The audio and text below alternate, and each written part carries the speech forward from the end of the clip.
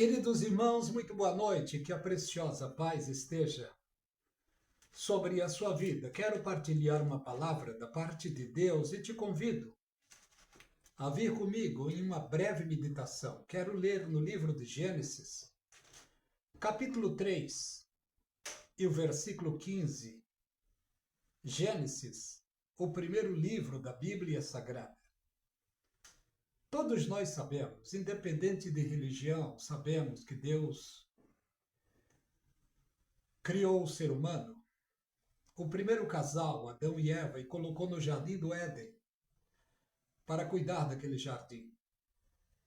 Eles tinham plena liberdade para estar na presença de Deus, feliz, sorrindo.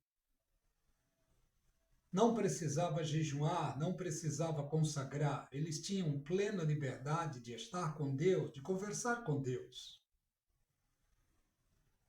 E Deus deu diretrizes a esse casal. Mas nós sabemos que Satanás conseguiu minar e derrotar esse casal no Éden. Eles perderam a paz, perderam a comunhão, perderam a liberdade. E Deus, então, vem para conversar com Adão, e ele viu que Adão estava triste, certamente, abatido. E ele disse: Adão, onde estás? Até parece que Deus não sabia aonde Adão estava. E Deus disse: Adão, aonde estás? Porque Deus queria que Adão se revelasse, se manifestasse, se apresentasse para ele. Porque Deus não tem o prazer de lançar em rosto o pecado de ninguém, a iniquidade de ninguém. Adão, não podendo se esconder, ele disse: Senhor, estou aqui. E Deus então conversa com ele, e ele colocou a culpa na mulher. A mulher colocou a culpa na serpente. Deus então fez uma reunião com eles, e para cada um deles, Deus decretou uma sentença. Para Adão, Deus disse: maldita é a terra por tua causa. Para a mulher, ele disse: com dor terás filho, e o teu desejo será para o teu marido, e ele te dominarás. E para a serpente, ele disse: rastejarás todo o tempo da sua vida, pó comerás. E Deus promete ali um salvador para aquele casal. Deus disse: eis que da semente da mulher nascerá um, qual pisará a cabeça da serpente. Deus estava prometendo para aquele casal um resgate, um salvador. O tempo passa. Muitos e muitos anos se passam. Ao longo do tempo, Deus usou um profeta chamado Isaías. Isaías 14, verso 7. Eu quero ler para vocês. Isaías 14 e o verso 7. Olha o que diz. Louvado o nome do Senhor Jesus Cristo. Deixa eu ver se é 14, 7 mesmo. 14, 7. Não. Isaías 7, 14. 7, 14. Olha o que está escrito. Portanto, mesmo o Senhor vos dará um sinal. Eis que uma virgem conceberá e dará luz a um filho, e o seu nome será Emanuel, que traduzido é Deus conosco. Ao longo do tempo, isto veio acontecer, porque quem prometeu cumpre. Deus cumpre aquilo que promete.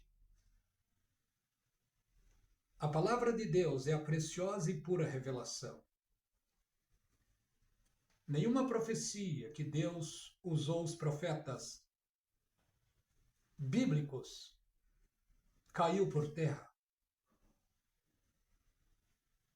Nós vemos aqui Isaías 7,14, portanto, mesmo o Senhor vos dará um sinal, eis que uma virgem conceberá. O tempo passou, Maria tinha se casado com um jovem chamado José. É claro que ele era bem mais velho do que ela. Mas o anjo fez uma visita para ela e disse: salve, agraciada. Bendita és entre as mulheres. E conversou com ela. E ela aceitou o plano de Deus. E ela disse antes: Senhor, mas como pode ser isso? Ela disse ao anjo: eu não tive relacionamento, não conheci varão algum. E o anjo disse: a virtude do Altíssimo descerá sobre ti. E aquele que de ti há de nascer, ele regerá as nações. Ela aceitou o plano de Deus. No tempo correto, Jesus Cristo nasceu, e no dia, na noite, o melhor, do seu nascimento, coral de anjos cantaram nos céus. Jesus Cristo, o maior presente que Deus mandou a este mundo. Porque o mundo estava perdido por causa do pecado de Adão. No momento em que Adão pecou, vacilou, ele não sabia, mas naquele momento, ele deu legalidade para Satanás. Ele abriu as portas do mundo para Satanás. Por isso Paulo disse: todos pecaram e destituídos estão da glória de Deus. Mas Deus proveu um meio para o resgate do ser humano, para o resgate de Adão e Eva e para o resgate do ser humano. E esse resgate, ao longo do tempo, viria a ser o seu próprio filho, que iria nascer de uma virgem. Por isso o anjo disse: salve, agraciada. Ela recebeu o grande presente de Deus para este mundo. E o que vemos pela Bíblia Sagrada? As profecias se cumprindo. No livro de Isaías, capítulo 9, e o verso 6, olha o que nos diz. Porque o menino nos nasceu, o filho se nos deu. O principado está sobre os seus ombros, porque o seu nome será Maravilhoso Conselheiro. Não existiu e nem existirá conselheiro maravilhoso como foi e como é o Senhor Jesus Cristo. E ainda diz mais: Deus forte, Pai da eternidade, Príncipe da paz. Essas qualidades preciosas estaria sobre a pessoa chamada Jesus Cristo, o maior presente que Deus mandou a este mundo. Jesus Cristo nasceu, viveu entre os judeus, falou com eles, socorreu, curou, fez maravilhas, operou milagres, fez tudo de bom no meio deles, e mesmo assim eles o rejeitaram, o perseguiram e o mataram. A história você já sabe.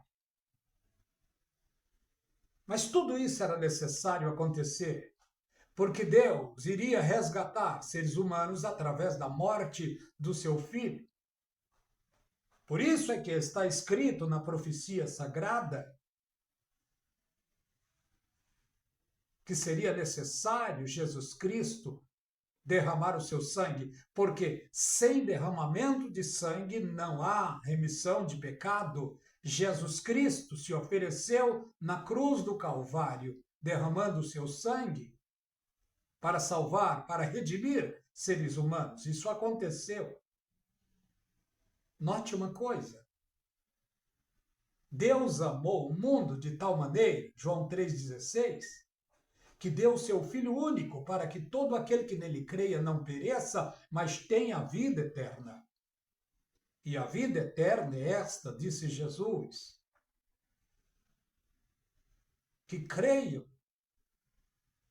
em Deus como único Deus e em Jesus Cristo, a quem Deus enviou a esta terra. Por isso é que se faz necessário a pregação do Evangelho, porque o Evangelho é o convite para o ser humano reconhecer que é pecador e aceitar a Jesus. Mas olha o que está acontecendo ao longo do tempo, e principalmente agora, nesse tempo em que estamos. Muitas pessoas, muitos pregadores, estão fazendo da Bíblia negócio, estão vendendo Jesus Cristo. Judas vendeu Jesus por 30 moedas.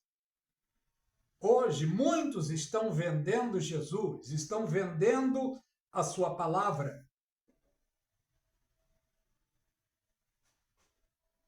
Hoje estão fazendo de Deus, eu não estou generalizando, não, mas muitos estão fazendo de Deus um agiota. Quanto mais você dá, quanto mais você pactar, mais Deus vai te dar. Você quer ser abençoado? Abençoe a casa de Deus, dê dinheiro, coloque no envelope, dê dízimo, dê ofertas. Quanto a ofertas, Paulo disse, cada um contribua segundo o que propôs no seu coração. Ele não colocou quantias, e hoje é diferente. Estão colocando valor nas coisas de Deus. Muitos estão colocando Deus como um agiota, como um Deus imediatista. Pacta agora, dá a sua semente agora, que Deus vai abrir as portas, vai te abençoar. Quanto mais o seu Pix é maior, mais a bênção de Deus é maior. Mentira de Satanás. Deus não é agiota. Estão fazendo de Deus um garoto propaganda. Estão fazendo da palavra de Deus comércio. Estão vendendo Jesus Cristo.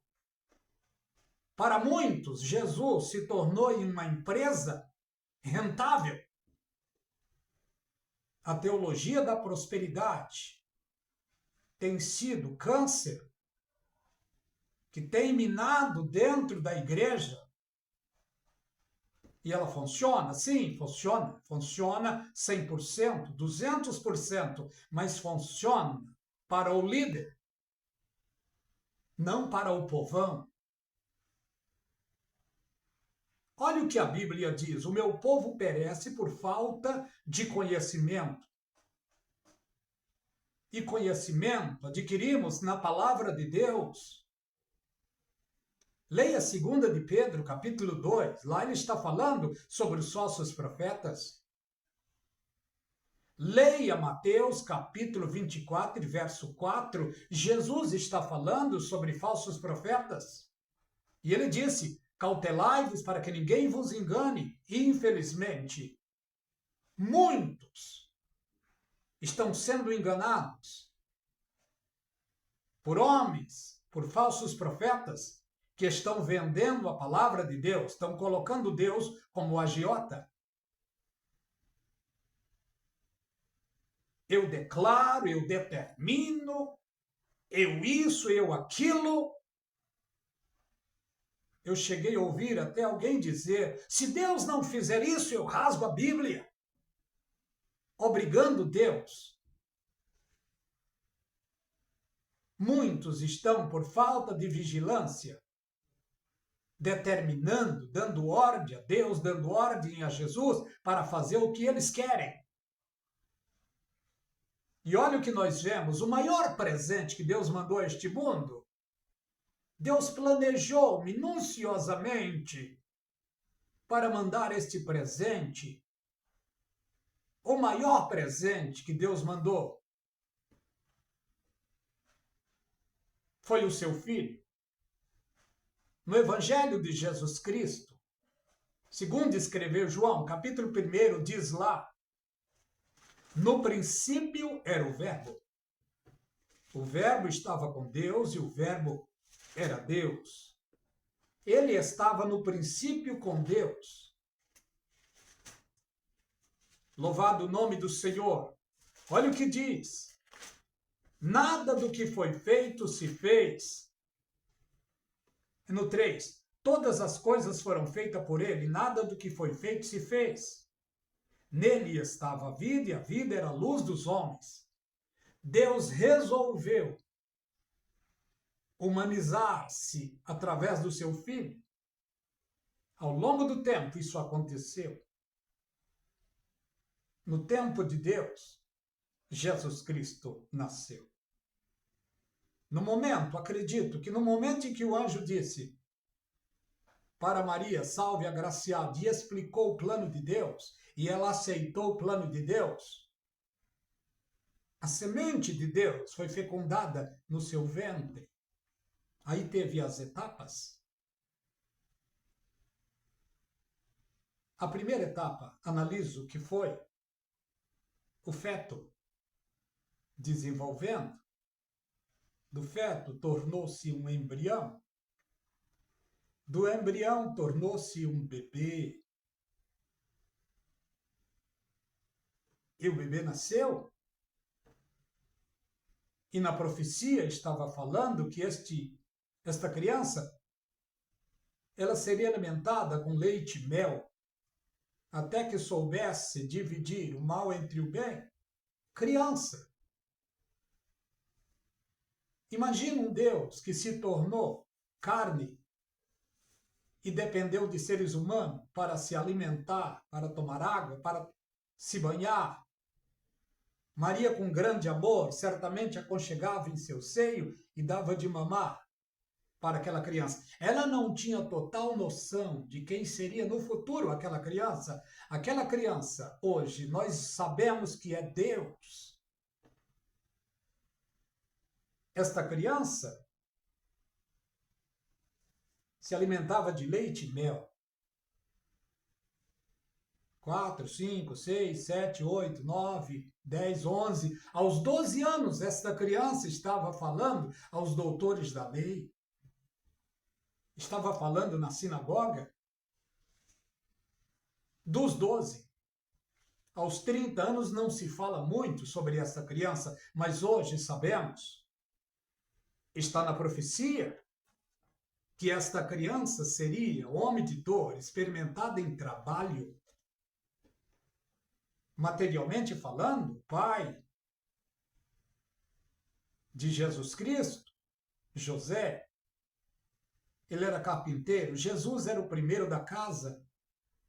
Jesus aprendeu, pelo que vemos, a profissão de carpinteiro. Imagina Jesus com 13 anos, começando a trabalhar com o seu pai.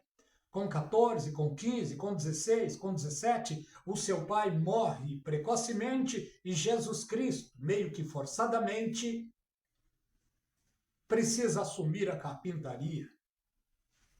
Porque na profecia diz que ele seria homem de dor, experimentado nos trabalhos. Imagina Jesus trabalhando. Afinal de contas, ele tinha mais irmãos, irmãs, e ele é o primeiro da casa. Pelo que analisamos, ele precisava então trabalhar para cuidar da sua mãe e dos seus irmãos. Jesus Cristo, quando completa 30 anos, certamente ele chama os seus irmãos e explica que agora precisa deixar de ser carpinteiro. E Jesus começa a pregar a palavra. Mas antes de pregar a palavra, ele vai até o seu primo, que estava batizando no Jordão. E quando João vê Jesus Cristo, ele diz: eu que careço ir a ti, tu que vens a mim. Jesus Cristo disse: João, deixa, porque assim vem cumprir a justiça. E João então o batiza. Depois do batismo, Jesus passa por um teste no deserto da Judéia, sendo tentado.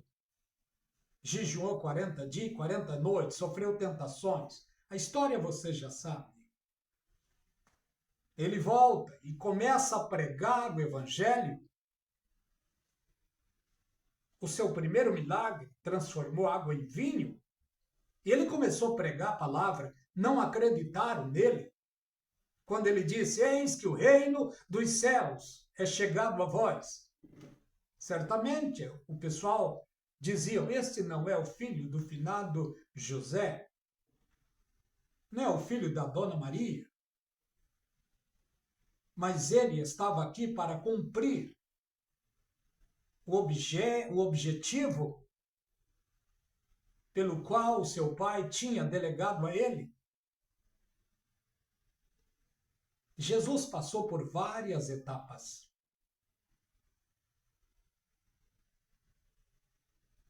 Ele foi feto, embrião, bebê, criança, adolescente, jovem e agora adulto, com 30 anos.